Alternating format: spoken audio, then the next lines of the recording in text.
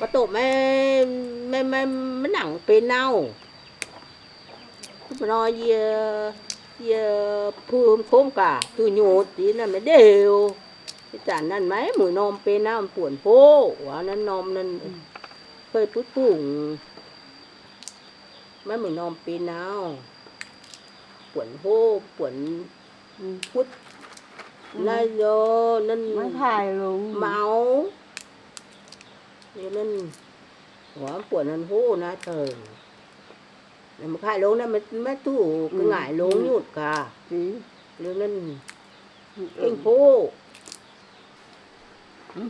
hộp vuông nữa vuông khô hộp vuông có vuông hộp khô lắm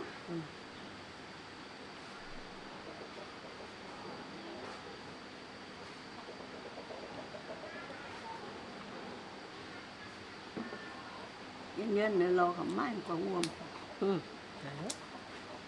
thì thôi cái chày này thì cho Khang đi lấy Khang cái gì cũng biết đó làm cảm giỏi đấy cái gì cũng biết đi tìm cái gì cũng biết đi lấy về nấu nước ăn uống ngon làm được đâu đấy mùi ạ buồn mẹ khâu lắm buồn đi hố buồn đi gốc hồ buồn đi máu buồn đi mấy bên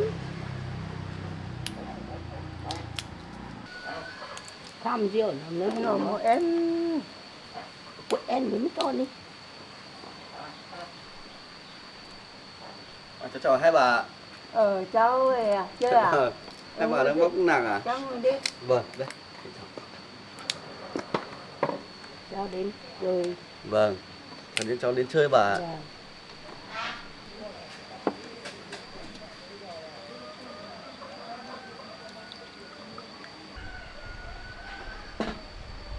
Cháu uống nước. Vâng, xin ạ.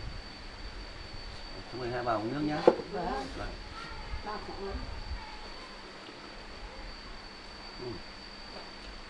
Bà cũng có cái cây trà như kiểu trong nông trại cháu cũng có đấy bà.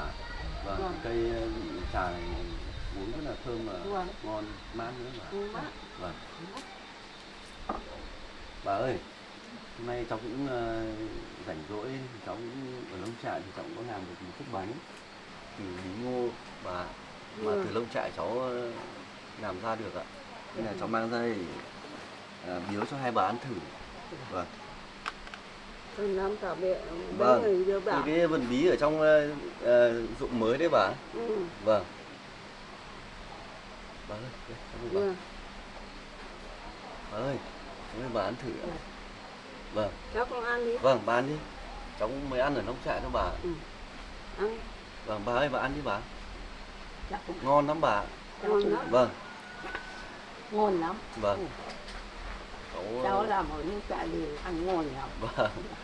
Ngon quá. Cháu làm hạt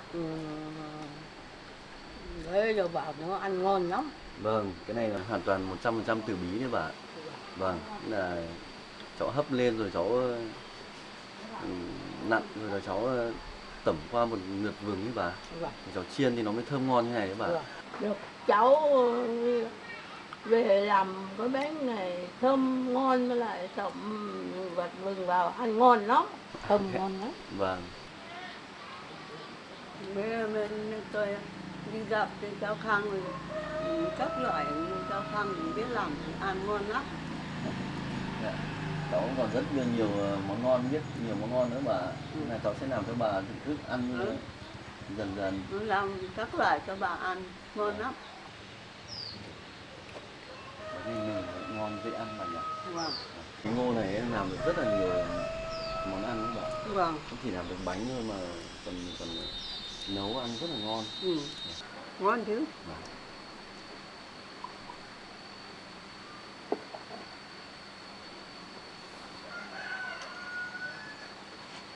Thì giờ bà đi ở cháu Khang thì rất nhiều các loại cháu Khang làm cho ăn nhiều loại lắm.